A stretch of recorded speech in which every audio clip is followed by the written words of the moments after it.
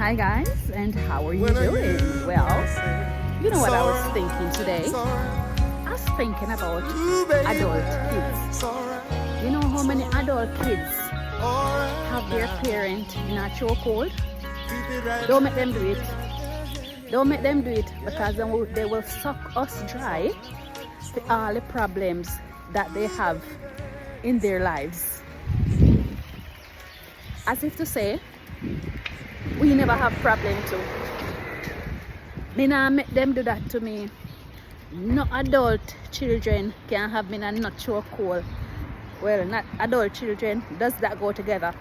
No adult kids of mine can have me in a chokehold. Because no can go on about no business. Yeah? When I can go on about no business, I'm not gonna allow adult kids to use them manipulating ways